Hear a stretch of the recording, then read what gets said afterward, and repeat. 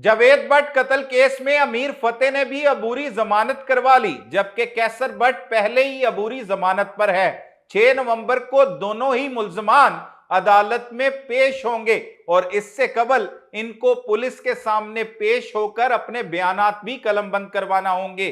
कैसर भट्ट पहले भी पुलिस हुकाम के पास पेश होकर अपना तहरीरी बयान जमा करवा चुके हैं।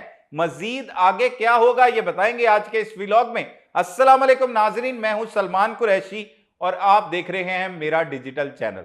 नाजरीन, जावेद भट्ट कत्ल केस वैसे तो तमाम लोगों को मालूम है, लेकिन जो हमारे नए नाजरीन जिन्होंने हमारे यूट्यूब चैनल को अभी देखना शुरू किया है उनके लिए थोड़ा बताते चलें कि ये लाहौर के इलाका इचरा में 2 सितंबर को एक वाकया पेश आता है जिसमें जावेद भट्ट नामी शख्स को फायरिंग करके कत्ल कर दिया जाता है और उसकी अहलिया फायरिंग की वजह से जख्मी होती हैं। इस कत्ल का मुकदमा मकतूल के बेटे हमजा भट्ट की मुद्दत में कैसर भट्ट अमीर फतेह के खिलाफ नामजद दर्ज किया जाता है, जिसमें मुद्दई मुकदमा यह लिखता है कि उनकी वालिदा ने मुल्जमान को पहचान लिया है और मुल्जमान कोई और नहीं बल्कि अमीर फतेह और कैसर भट्ट थे जिन्होंने फायरिंग की और उनके साथ 2 नामालूम अफराद भी सवार थे। पुलिस यहां से तफ्तीश का आगाज करती है और वीडियो बयान भी इन दोनों मुल्जमान के मंजरे आम पर आते हैं। सबसे पहले कैसर भट्ट अपना वीडियो बयान जारी करते हैं और उसमें कहते हैं कि इस कत्ल की वारदात में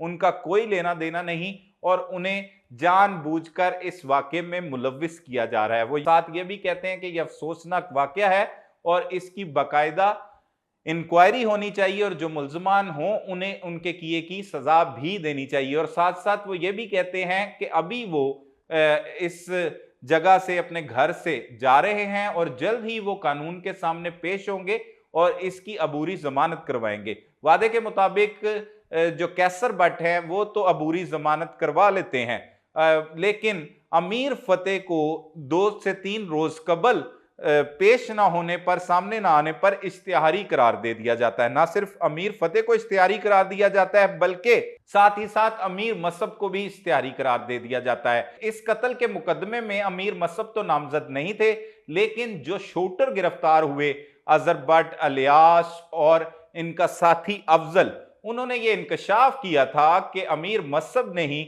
ये कत्ल की खौफनाक वारदात करवाई है और उसके लिए उन्होंने उन्हें उजरत के तौर पर घर लेके देने थे और पैसों की डील कर रखी थी। इस सारे वाकये के बाद जो है वो इस वजह से नामजद किया जाता है अमीर मसब को और अमीर मसब को भी इख्तियारी करार दे दिया जाता है। जबकि इसमें सबसे अहम करैक्टर जो था, जो इस केस का मरकजी किरदार है, आरिफ भट्टी, वो भी मफरूर था जो इन शूटरों को इकट्ठा करता है, इनको सारी इनकी डील करवाता है। जो पुलिस को दौरान तफ्तीश इन शूटर्स ने बताया है कि उन्होंने आरिफ की मदद से अमीर मसब के साथ ये डील की थी और वो भी गिरफ्तार नहीं होता, उसे भी इश्तिहारी करार दे दिया जाता है। ये 3 लोग जो हैं वो इश्तिहारी हो जाते हैं, लेकिन आज अमीर फतेह ने अदालत में पेश होकर अबूरी जमानत करवा ली है। 6 नवंबर तक उन्होंने दोबारा अदालत में पेश होना है। इससे कबल उन्होंने पैनल ऑफ ऑफिसर्स के पास पेश होना है जो डीआईजी इन्वेस्टिगेशन जिशान असगर की जानिब से बनाई गई है, जिसमें 2 एसपी साहिबान और 2 डीएसपी शामिल हैं। उनके सामने पेश होकर ये बयानात कलमबंद करवाएंगे। जबकि चंद रोज कबल कैसर भट्ट भी इसी पैनल ऑफ ऑफिसर्स के सामने पेश होकर अपनी बेगुनाही के सबूत दिए और तहरीरी तौर पर यह कहा कि वो इस कत्ल की वारदात में मुलविस नहीं।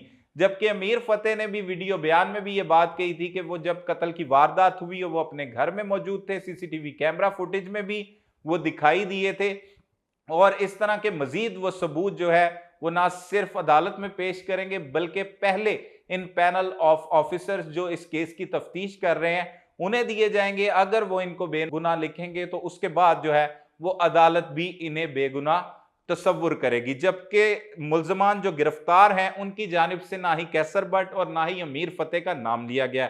अमीर मसब का नाम जरूर लिया गया, लेकिन अमीर मसब तब से ही बैरून मुल्क में मौजूद हैं, वो पाकिस्तान में मौजूद नहीं। उन्हें भी पुलिस की जानिब से इख्तियारी कर दिया गया है और आला पुलिस हुकाम का कहना है कि रेड वारंट जारी किए जा रहे हैं जिसमें ना सिर्फ अमीर मसब को गिरफ्तार किया जाएगा बल्कि तीफी भट्ट जो अमीर बलाच कत्ल केस में मुलविस हैं, उनकी गिरफ्तारी के लिए भी पुलिस जो है वो रेड वारंट पहले भी जारी कर चुकी है और मजीद भी जारी करेगी और पुलिस की टीमें भिजवाई जाएंगी और इन मुल्जमान को गिरफ्तार किया जाएगा।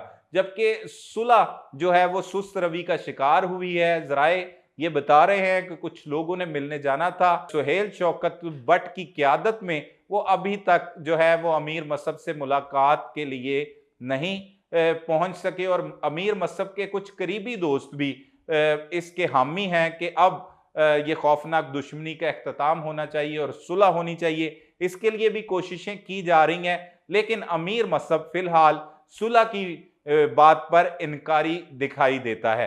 तो ये तमाम अपडेट्स थी। इस हवाले से मजीद भी जो चीज़ें सामने आएंगी, अमीर मसहब जब पेश होंगे पैनल ऑफ ऑफिसर्स के सामने, वो अपना क्या बयान कलमबंद करवाते हैं, और कैसर बट जो पहले भी पेश हो चुके हैं दोबारा वो पैनल ऑफ ऑफिसर्स के पास जाकर उस तफ्तीश का हिस्सा बनेंगे और शामिल तफ्तीश होंगे। मजीद जो हकाइक होंगे उससे भी आगाह करेंगे। अब तक के लिए अपने मेज़बान सलमान कुरैशी को इजाज़त दीजिए। अल्लाह निगहबान।